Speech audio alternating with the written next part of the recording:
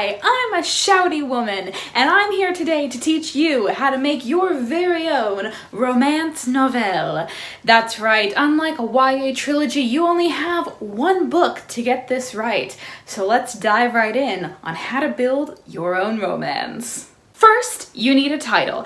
This will be what catches your audience's attention, so make sure this is something that accurately represents your book, but also isn't too embarrassing to be seen reading in public. When it comes to titles, there are a couple of options for your romance novelle. Your first option is a pun or play on words. This will communicate to your audience that this is a rom-com, emphasis on the com, and that your book is quirky and not like the other books. Your other option is more straightforward but reliable. Instead, just name your book after what happens or who is in it.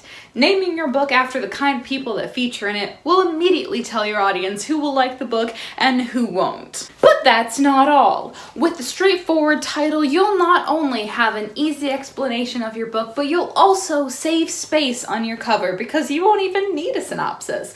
All the information they need will be right there. As they say, the title says it all.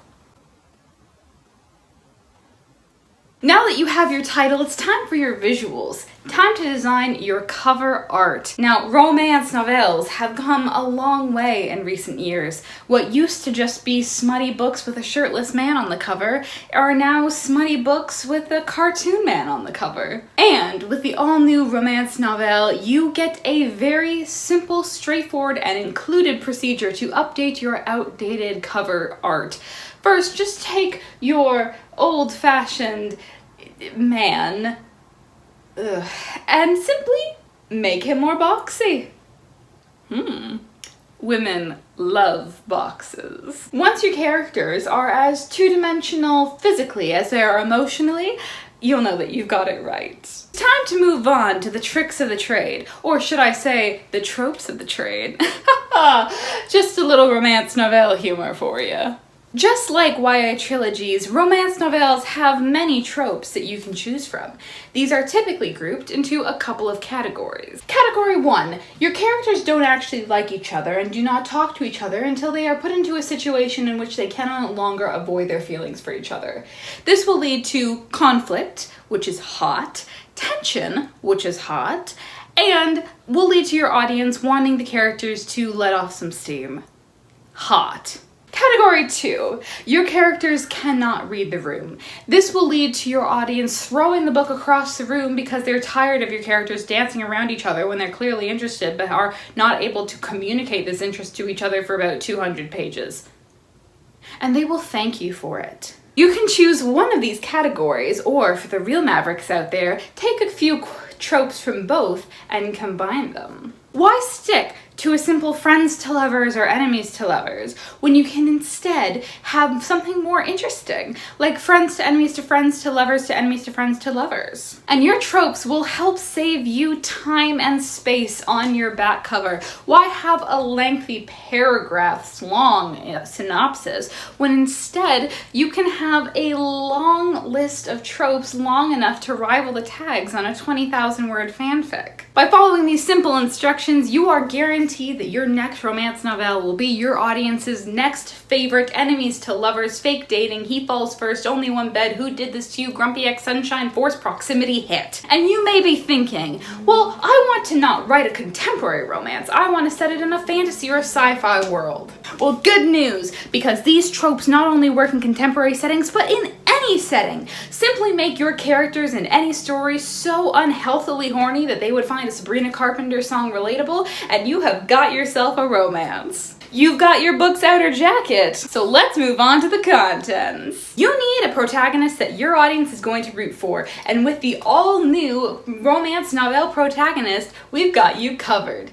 She is a woman of contradictions. She is beautiful but insecure, strong but delicate, and an adult but having the emotional maturity of a 14-year-old. Your romance protagonist will be so relatable to your audiences at first, so much so that they will put themselves themselves into her shoes and relate to her. But once that happens, she will immediately become so unrelatable that your audiences will desire the life that she has. Your lead will be so beautiful that everyone will either want her or want her dead. And for a limited time, when you make your own romance novelle character, we will include a couple of side characters for free. The first, a hot frenemy rival who hates how beautiful your character is and will try to steal her man. Your second option is a quirky best friend. She is a sarcastic walking stereotype who only exists to further your protagonist's own story and will temporarily cease to exist into the void whenever she is not interacting with your character.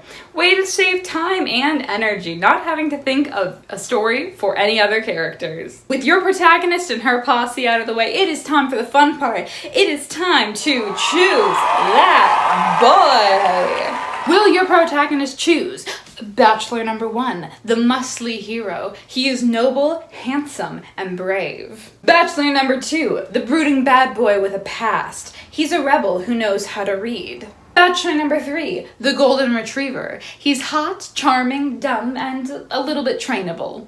Or Bachelor number 4, the comedic relief best friend since childhood. Okay, who put that one on the script? We all know that we're not picking that character. Elliot, was that you who put that? Since your protagonist and love interest are the most emotionally driven people that possibly could be written, they will inevitably be bad at conflict resolution. However, you can stir the pot even a little bit more with this helpful hint. Try to include some new ways for miscommunication to occur. Have someone talking to another girl to stir rumors of cheating scandals. Or potentially have someone say something in the heat of the moment in a fight that they don't mean. Prevent your characters from talking it out, and simple. You have a conflict which will lead to a steamy reunion perhaps, or a couple more 100 pages of romance. Maybe even a sequel. If everything is put in place properly, your characters should easily be able to create any sort of conflict out of any sort of small thing. This will lead to them reacting emotionally and eventually create the most unhealthy relationship standard possible. You have finished your book. That means it is time for what a shouty woman is best at, marketing. So, do you have some ideas on how you want to promote your book? Some videos you want to post perhaps? Yeah? Talking about the plot of your book or what your characters are like? Yeah? Well, all of those are wrong because you actually have to do these specific steps. Step 1, literary thirst traps. Start by writing out your main love interest's most sexy moments, put them over top of a stolen video from a small thirst trap creator, and boom, you've got a moment that will have your fans frothing at the mouth. If you don't have any of these trend-worthy scenes, don't worry. You can just make one up. That doesn't happen in your book, but very well could if you wanted it to. You can either use the excuse that it was just cut out in the edits since you posted that video that your editors made you do, or you can just not say anything about it. Your audience will read through the entire book looking for this scene, which will earn you an engaged audience, and who knows, maybe even a movie deal. On the topic of lying, marketing your romance novel can also be done of this entirely brand new, completely thought of by me just now strategy. Why not emulate the storytime influencers of old and tell the story of your protagonist in a video as if it is your own life story?